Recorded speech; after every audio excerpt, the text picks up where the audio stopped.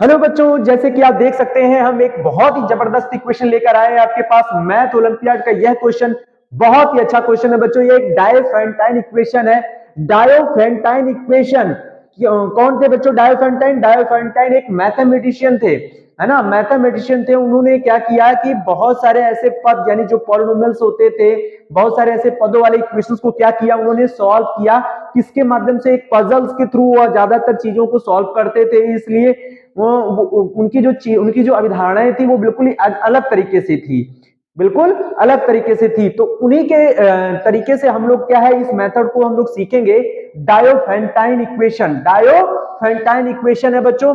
और इस तरह के सवाल को लगाने में बहुत दिक्कत आती है, लेकिन हम इसको बहुत आसान करके दिखाएंगे आपको। तो चलिए स्टार्ट करते हैं। सबसे पहले x की पावर y प्लस y की power x is equal to क्या है? 17। मैंने ये लिख लिया बच्चों, याद रखिए। x की पावर x प्लस y की power x is equal to 17, x plus y is equal to 5। Find x comma y। आपको क्या निकालना है? x और y का मान बताना है, x और y का मान बताना है। तो हमने क्या किया, इसको ले लिया है बच्चों। इसको लेने के बाद अब हमें क्या करना चाहिए? अब हमको ध्यान रखना है बच्चों, क्योंकि ऐसे तो इसको सॉल्व नहीं किया जा सकता है, क्योंकि यह इक्वेशन एक डायोफेंटाइन इक्वेशन है, तो इसमें कुछ आपको अलग करना पड़ेगा और डायोफेंटाइन का रूल यहाँ पे लगाना पड़ेगा बच्चों। तो डायोफेंटाइन में क्या होता है कि अगर ऐसे क्वेश्चंस आते हैं बच्चों, तो आप याद रखिएगा कि x की पावर y और प्लस y की पावर x, चूंकि ये ब्रेकिंग पार्ट्स में है, दो अलग अलग वैल्यूज है, उनको ऐड करने पर कितना आ रहा है? 17 आ रहा है। आप देख सकते हैं x to the power y है, y to the power x है, यानी x की और ये x की वैल्यूज तो सेम ही रहेगी ना। y की और y की वैल्यूज क्या होगी? सेम। ऐसे कोई वैल्यूज पावर में और बेस में होंगे जिनको सम करने पर कितना आएगा? 17 आएगा। तो ऐसे हम पार्ट में इसको 17 को क्या कर लेंगे? ब्रेक कर लेंगे। जैसे मैंने पहला लिखा 2 प्लस क्या हो गया? 15। तो 2 प्लस 15 कितना आएगा बच्चों?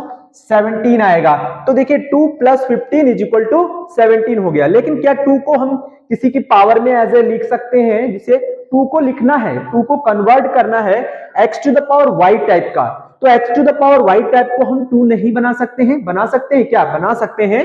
एज हम 2 लिख ले, पावर में 1 ले ले, तो हमारा क्या रहेगा? 2 ही रहेगा। बट बच्चों अगर हम 2 यहां ले लेंगे, y यहां पे 1 लिख लेंगे, तो ये 1 यहां पे भी लगाना पड़ेगा। दैट्स फिर वो रॉन्ग होने के चांसेस हो जाएंगे बच्चों, ठीक है, क्योंकि उससे फिर हमारा रिजल्ट 17 नहीं बन पाएगा। ये चीज ध्यान रखना है, ठीक है। तो वो चीज हमारा यहाँ पे क्या होना चाहिए?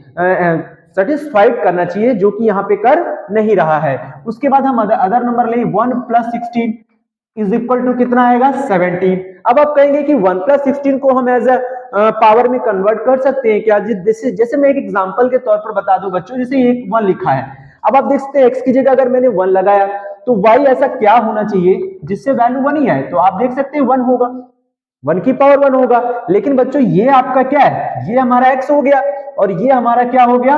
y हो गया। अब जब यहां पे आएंगे ना, तो y हमारा 1 ही होना चाहिए, और 1 की पावर एज अ कोई भी वैल्यू लगाएंगे तो फिर 1 ही आएगा ना। तो फिर ऐड करने पर वो 17 नहीं हो सकता और ये 16 नहीं हो सकता है। तो ये रूल भी क्या हो जाएगा? गलत हो जाएगा। तो ये भी इसको सेटिस्फाइड नहीं करेगा। ऐसे हम और भी कोई नंबर ले लेते हैं, 3 प्लस 14, देख सकते हैं ये भी 17 होगा। और यहां पे भी आप 3 बनाएंगे तो 3 एज अ रिजल्ट आना चाहिए, तो 3 की पावर तो फिर से 1 ही रहेगा। अब x हमारा 3 है, y हमारा 1 है, तो हम y 1 लेंगे, 1 की पावर लेंगे, देन वो वैल्यू हमारा 14 नहीं बना सकता है, तो ये भी हमारा क्या हो जाएगा? गलत हो जाएगा।